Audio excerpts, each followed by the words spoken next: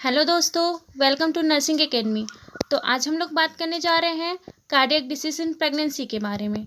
तो इसमें हम लोग देखेंगे आज इसका इंट्रोडक्शन, इसका क्लासिफिकेशन और फिजियोलॉजिकल चेंजेस इन प्रेगनेंसी और grading of the heart disease and इसका डायग्नोसिस, इसके साइन एंड सिम्टम्स एंड इसके effect on mother and foetus and इसका मैनेजमेंट देखेंगे। तो चलिए वीडियो को स्टार्ट करते हैं।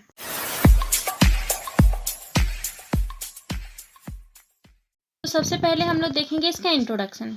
तो क्या है, it is a relatively common in the womens of the child bearing age, complicate about 1% of the pregnancy.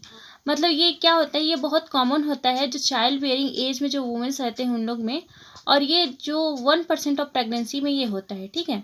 Then क्या है, maternal mortality related to the heart disease had decrease remarkably over the past 50 years. मतलब अब पिछले 50 साल में जो maternal mortality जो heart disease के कारण होता था वो डिक्रीज हो चुका है। ठीक है। Then heart disease are still the second most common non obstetrical cause of the maternal mortality. मतलब जो हार्ट डिसीज है वो मैटरनल मॉर्टिलिटी का सेकेंड मोस्ट कॉमन कॉज है। ठीक है। तो ये था इंट्रोडक्शन। देन हम इसका देखेंगे क्लासिफिकेशन। तो क्लासिफिकेशन में मेनली 4 टाइप्स के हैं। रूमेटिक हार्ट डिसीज पहला है, सेकेंड है कंजेनाइटल हार्ट डिसीज, थर्ड है कार्डियोमायोपैथी एंड फोर्थ है कोरोनरी आर्टरी डिसीज। ठीक है। तो सबसे पहला है रूमेटिक हार्ट डिसीज। तो इसके अंदर आता है mitral stenosis, mitral regurgitation, aortic stenosis, aortic regurgitation. ठीक है, ये 4 पॉइंट हैं। देन कंजेनाइटल हार्ट डिसीज में क्या क्या आते हैं, पहला है आर्टेरियल सेप्टल डिफेक्ट, दूसरा है वेंट्रिकुलर सेप्टल डिफेक्ट, थर्ड है पेटेंट डक्टस आर्टियोसस, फोर्थ है teratology of Fallot, then fifth है coarctation of aorta, then sixth है मार्फन सिंड्रोम। ठीक है। देन वही थर्ड है सी है कार्डियोमायोपैथी, देन डी है कोरोनरी आर्टरी डिसीज। तो ये था हमारा क्लासिफिकेशन। देन हम इसका देखेंगे physiological changes in the pregnancy. तो फिजियोलॉजिकल क्या क्या चेंजेस होते हैं ड्यूरिंग द प्रेगनेंसी, तो रिलेटेड टू हार्ट। ठीक है। तो there is a 45 to 50% increase in the blood volume expansion about which 75% plasma and 35% red blood cell. इसमें जो प्रेगनेंसी के समय 45 to 50% जो होता है ब्लड वॉल्यूम इंक्रीज हो जाता है, नॉर्मल से 45 to 50% इंक्रीज हो जाता है, जिसमें कि 75% प्लाज्मा रहता है और 35% रेड ब्लड सेल्स रहते हैं। ठीक है, ये पहला पॉइंट है। दूसरा पॉइंट क्या है, cardiac output is increase 25 to 50%। ठीक है, peeking at the 28 to 32 weeks. तो कार्डियक जो आउटपुट रहेगा वो 25 to 50% तक बढ़ता है, और पीक कब रहता है ये 28 to 32 वीक्स में। ठीक है। देन है हार्ट रेट। तो हार्ट रेट की बात करें तो heart rate normally 70 to 80 beats per minute रहता है, लेकिन प्रेगनेंसी में क्या हो जाता है कि 10 to 15 beats per minute increase हो जाता है। ठीक है।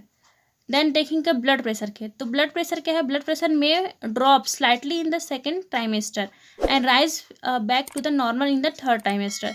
तो जो ब्लड प्रेशर है वो ड्रॉप हो जाता है किसने, सेकेंड ट्राइमेस्टर में, लेकिन ये फिर नॉर्मल फिर ये राइज हो जाता है फिर से थर्ड ट्राइमेस्टर में। ठीक है। देन है वाइट ब्लड सेल। तो white blood cell, fibrinogen, other clotting factor, ये सब भी इंक्रीज हो जाते हैं। Then varicose vein of the leg, vulva and perineal area में भी अकर। मतलब वेरिकोज वेन में क्या रहता है, जो वेन्स रहते हैं वो प्रोमिनेंट होके बाहर से ही विजुअली वो दिखने लगते हैं। तो ये लेग में, वाल्वा में एंड पेनियल एरिया में होता है। ठीक है। देन एडिमा होता है। एडिमा में एक्सट्रीमिटीज़ में एडिमा होता है, वो mainly last 6 weeks of pregnancy में होता है। क्योंकि ये क्यों होता है, क्योंकि जो ब्लड होता है उसका कलेक्शन हो जाता है, उसका अच्छे से फ्लो नहीं हो पाता है, मेनली ये नीचे साइड में रहता है लेग के। ठीक है। देन है supine hypotension syndrome. Supine hypotension syndrome क्यों होता है, जब प्रेग्नेंट वुमेन सुपाइन पोजीशन में जब वो लेटती है तो उसका जो यूट्रस जो इनलार्ज रहता है वो क्या कहते हैं, ऑब्स्ट्रक्ट कर देता है वेना कावा को। वेना कावा से जो ब्लड सप्लाई होता है इंफीरियर वेना कावा से जो हार्ट में जाता है, उसके कारण ये जो डिक्रीज हो जाता है ब्लड रिटर्न होना हार्ट में। ठीक है। उसके कारण क्या हो जाता है, कार्डियक आउटपुट भी डिक्रीज हो जाता है, जिसके कारण हाइपोटेंशन हो जाता है। तो इसको बोलते हैं सुपाइन हाइपोटेंशन सिंड्रोम। ठीक है। और ये था हमारा physiological changes in pregnancy. Then हम इसमें देखेंगे grading of the heart disease. तो grading of the heart disease में क्या है, depending upon the cardiac response to the physical activity heart disease is graded into the 4 grades. ठीक है। तो डिपेंडिंग कार्डियक मतलब जो फिजिकल एक्टिविटी जो प्रेग्नेंट वुमेन्स करती है उसके अकॉर्डिंग जो कार्डियक आउटपुट क्या होता है उस पे डिपेंडिंग है ये ग्रेडिंग, ठीक है। तो इसके ग्रेडिंग के अकॉर्डिंग 4 ग्रेड हैं इसके। ये किसके अकॉर्डिंग है, ये classification of the New York heart association के अकॉर्डिंग है, ठीक है। तो पहला इसमें 4 ग्रेड है, तो सबसे पहला ग्रेड देखते हैं इसमें। तो पहला इसमें पॉइंट है अनकम्प्रोमाइज्ड, ठीक है, ये इसमें अनकम्प्रोमाइज्ड रहता है, ठीक है। देन सेकेंड है the patient has no any complaint, मतलब इसमें पेशेंट को कोई भी कंप्लेंट नहीं रहता है। देन थर्ड है the patient lesions are found on the physical examination, इसमें अगर फिजिकल एग्जामिनेशन करें तो लीजन्स पाए जाएंगे, जैसे कि आर्म में, अंडर आर्म में, ब्रेस्ट में, ठीक है। देन फोर्थ है no limitation of physical activity, इसमें फिजिकल एक्टिविटी में कुछ भी लिमिटेशन इसमें नहीं दिया जाता है, ठीक है। देन फिफ्थ है अनकॉम्प्लिकेटेड, ये ज़्यादा कॉम्प्लिकेटेड नहीं होता, ठीक है। देन सेकेंड ग्रेड है, इसमें फर्स्ट पॉइंट है स्लाइटली कॉम्प्रोमाइज, इसमें स्लाइटली कॉम्प्रोमाइज रहता है। देन सेकेंड है the patient complaint of the breathlessness और on exertion, palpitation troubles and they are tired easily, ठीक है। तो पेशेंट इसमें क्या कंप्लेन करता है, ब्रीथलेसनेस, उसको ब्रीथिंग में डिफिकल्टी होती है और पाल्पिटेशन से भी वो ट्रबल करती है और टायर्ड फील करती है, ठीक है। देन थर्ड पॉइंट है the patient are comfortable at the bed at the rest but ordinarily physical activity cause discomfort, इसमें जो पेशेंट रहती है प्रेग्नेंट वुमेन्स वो नॉर्मली रेस्ट कंडीशन में कंफर्टेबल रहती है, लेकिन अगर कुछ जो फिजिकल एक्टिविटी करती है तो उसको डिस्कम्फर्ट फील होता है। देन फोर्थ पॉइंट है slight limitation of the physical activity, इसमें स्लाइट लिमिटेशन रहता है फिजिकल एक्टिविटी में, इनको ज़्यादा काम नहीं करने दिया जाता है, ठीक है। तो ये सेकेंड ग्रेड था। देन थर्ड ग्रेड देखते हैं, तो इसमें क्या होता है मार्कली कॉम्प्रोमाइज, इसमें मार्कली कॉम्प्रोमाइज रहता है।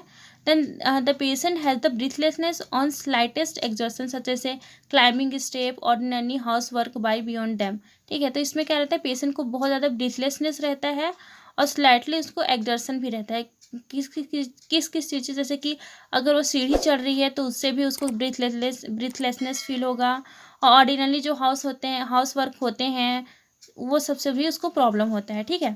देन थर्ड पॉइंट है the patient are comfortable at the rest but discomfort अगर with less than ordinary activity, patient जब कंफर्टेबल रहेगा तो वो रेस्ट रहेगा, लेकिन वो डिस्कम्फर्ट उसका कब फील होगा जब वो ऑर्डिनरी एक्टिविटी करेगी या उससे और मतलब थोड़ा थोड़ा काम भी करेगी फिर भी उसको क्या है डिस्कम्फर्ट फील होगा। देन फोर्थ पॉइंट है patient with the cardiac disease with the mark limitation of activity, अगर जो इस फेज में ग्रेड में क्या रहता है जो पेशेंट रहता है उसको कार्डियक डिसीज है तो उसको लिमिटेशन कर दिया जाता है उसका एक्टिविटी का, मतलब कुछ ही काम करने के लिए दिया जाता है, ज़्यादा काम करने के लिए नहीं दिया जाता है। देन फोर्थ ग्रेड है हमारा, जिससे पहला सीवियरली कॉम्प्रोमाइज इसमें रहती है। तो फिर सेकेंड पॉइंट है this patient are in a state of the congestive failure, breathlessness, distressed and the anginal pain even at rest, मतलब वो रेस्ट के कंडीशन में भी रहेगी फिर भी उसको क्या रहेगा एंजाइना पेन रहेगा, और इसमें कंजेस्टिव हार्ट फेलियर रहता है, ब्रीथलेसनेस रहता है, डिस्ट्रेस कंडीशन में रहता है, ठीक है। देन थर्ड पॉइंट है patient feel the discomfort even a rest, अगर ये रेस्ट भी कंडीशन में रहेगी तो उसको डिस्कम्फर्ट फील होगा, ठीक है। तो ये 4 ग्रेड है according to the cardiac response to physical activity, ठीक है। तो ये हमारा ग्रेड कंप्लीट हुआ।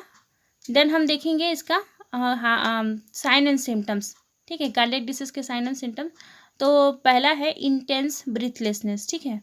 फिर सेकेंड है साइनोसिस दिखाई देगा। Then rapid and irregular pulse रहेगा। देन कोल्ड स्वेटिंग एक्सट्रीमिटीज रहेंगे। Then cough with the blood stain sputum, कफ होगा जिसमें ब्लड आएगा स्पूटम के साथ। Then generalise oedema and pulmonary oedema रहेगा, ठीक है। तो ये सब साइन सिम्टम्स प्रेजेंट रहेंगे कार्डियक डिसीज वाले में, मेनली हार्ट फेलियर में ये सिम्टम्स रहता है, ठीक है। देन हम डायग्नोसिस देखेंगे। तो डायग्नोसिस में क्या है past medical history of rheumatic fever, cholera, repeated tonsillitis, diphtheria और history of the heart trouble, ठीक है। तो ये सब के बारे में पूरा हिस्ट्री लेना है, कोलेरा के बारे में, फीवर के बारे में, रिमेटिक फीवर और टॉन्सिलाइटिस, डिप्थीरिया, ये सब के बारे में पूरा हम लोग को पास्ट हिस्ट्री लेना है। देन हम लोग को प्रेजेंट साइन एंड सिम्टम्स देखना है, जैसे कि tiredness, breathlessness, rapid and irregular pulse rate, cyanosis and pain वगैरह, ठीक है। देन कंप्लीट एक assessment of the patient with the vital sign, पूरा वाइटल साइन लेना है, TPR और ब्लड प्रेशर भी। देन इन्वेस्टिगेशन में क्या क्या करेंगे तो इसमें कंप्लीट ब्लड काउंट करते हैं, ECG करते हैं, इलेक्ट्रोकार्डियोग्राफी एंड EEG करते हैं, इकोकार्डियोग्राफी एंड चेस्ट रेडियोग्राफी भी करते हैं। इसको असेस करने के लिए कि क्या हार्ट का साइज क्या है, ठीक है। देन क्लॉटिंग स्टडी भी करते हैं कि क्लॉटिंग फैक्टर का लेवल कितना है। तो ये था हमारा डायग्नोसिस। देन हम देखते हैं effect of the cardiac disease. तो कार्डियक डिसीज का इफेक्ट मैटरनल पर कैसे पड़ता है और फीटस पर कैसे पड़ता है। तो सबसे पहले हम देखेंगे मैटरनल में क्या क्या हो सकता है। फर्स्ट है एक्यूट हार्ट फेलियर हो सकता है, एडिमा हो सकता है, इमोशनल अपसेट रहेगी वुमेन्स, एंड ओवरवेट होता है, रेस्पिरेटरी इन्फेक्शन रहता है, ठीक है, एनीमिया होने का भी चांस रहता है, और मैटरनल डेथ भी हो सकता है। मैटरनल डेथ क्यों हो सकता है? क्योंकि कार्डियक फेलियर की कंडीशन में मैटरनल डेथ हो सकता है, ठीक है। एंड पल्मोनरी एम्बोलिज्म भी हो सकता है, एक्यूट रूमेटिक कार्डाइटिस भी हो सकता है, ठीक है। ये था मैटरनल पे क्या क्या इफेक्ट पड़ता है कार्डियक डिसीज का। देन हम देखेंगे कि फीटस पे क्या क्या इफेक्ट पड़ता है। तो पहला पॉइंट है risk of the premature labour. तो प्रीमेच्योर लेबर होने का भी चांस रहता है, ठीक है, कार्डियक डिसीज वाली वुमेन्स में। देन है इंट्रायूटेराइन ग्रोथ रिटार्डेशन भी हो सकता है। देन लो बर्थ वेट भी हो सकता है। Then increase incidence of the spontaneous abortion and still birth, ठीक है, ज़्यादा चांस रहता है स्पॉन्टेनियस एबॉर्शन होने का और स्टिल बर्थ होने का, ठीक है। Then increase risk of the congenital malformation, ठीक है, कंजेनिटल मालफॉर्मेशन जैसे बच्चे लोग में हार्ट डिसीज हो जाता है, टेराटोलॉजी ऑफ फैलोट और VSD ESD, ठीक है। देन है increase incidence of the congenital heart disease. तो ये बहुत ज़्यादा बढ़ जाता है बच्चे लोग में कंजेनिटल हार्ट डिसीज का। तो ये था हमारा इफेक्ट फीटस पे क्या पड़ता है। देन इसके बाद है नेक्स्ट मैनेजमेंट, जो हम सेकेंड वीडियो में देखेंगे, सेकेंड पार्ट में। तो आज की वीडियो अगर समझ आई हो तो प्लीज़ लाइक कर दीजिएगा और सब्सक्राइब कर दीजिएगा। Thank you.